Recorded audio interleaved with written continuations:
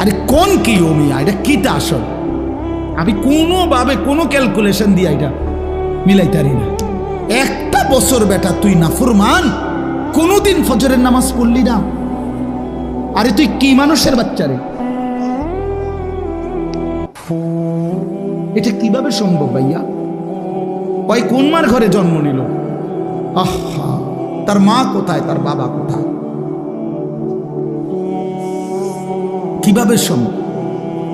ওই মা কেমনে মেনে নিল? ওই বাবা কেমনে মেনে নিল? 16 বছর 18 বছর আপন ঘরে মা বাবার ঘরে ঘুমায় সন্তান, কোনোদিন ফজরের নামাজ পড়ে না।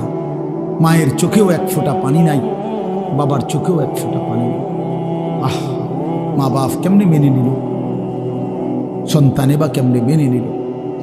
এভাবে কেমনে আল্লাহকে ভুলে গেল? ইয়া আইয়ুহাল ইনসান মা গাররাকা বিরাব্বিকাল কারীম। রব্বুল আলামিন বলে, বান্দা, হে মানুষ, আমার মতো দয়ালু মেহেরবান মনিব থেকে কে তোমাকে ধোঁকা দিল? কে দিল? এত বড় আসমান দিয়ে আমি আল্লাহ সাজাইলাম, এত বড় জমিন আমি আল্লাহ তোমার জন্য বিছিয়ে দিলাম, এত বড় কায়নাত আমি রব্বুল আলামিন বানাইলাম, বিনিময়ে আমি বুঝি একটা সেজদা পাইলাম না? কেমনে পারলা বান্দা? মা গাররাকা বিরাব্বিকাল কারীম। আল্লাহ বলে, বান্দা, কে তোমারে ধোঁকা দিল? বান্দা, এমন কোন বন্ধু পেলে, এমন কাকে পেয়ে গেলা বান্দা, যাকে পেয়ে তুমি আমার মতো মালিককে ছেড়ে দিলা? 7 আসমান দিয়ে 7 জমিন দিয়ে 24 ঘন্টা নিঃশ্বাস দিলাম, চোখ নাক কান দেহ অঙ্গ প্রত্যঙ্গ সচল রাখলাম।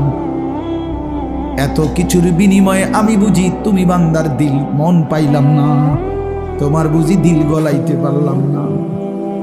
আহ, হায়, 1 মিনিট ভাই, কোনো এক বেনামাজি কেউ যদি এখানে থাকো ভাই, 1 মিনিট ভাই, আজকেই ভাই, ঘুমাইবার আগেই ভাই, নবীজি জিজ্ঞেস করবে, উম্মত, আমি 23 বছর উম্মত, হাসরের ময়দানে নবী বলবে, আমলনামা দেখাইয়া বলবে, প্রত্যেককে সুপারিশের জন্য নবীজির কাছে চাইতে হলে আমলনামা জমা দিতে হবে। ওমা, সুপারিশের কোনো কাগজপত্র নাই, কথা কোনা, কোনো নিয়ম কানুন নাই নাকি? হ্যাঁ, কোনো ফাইল জমা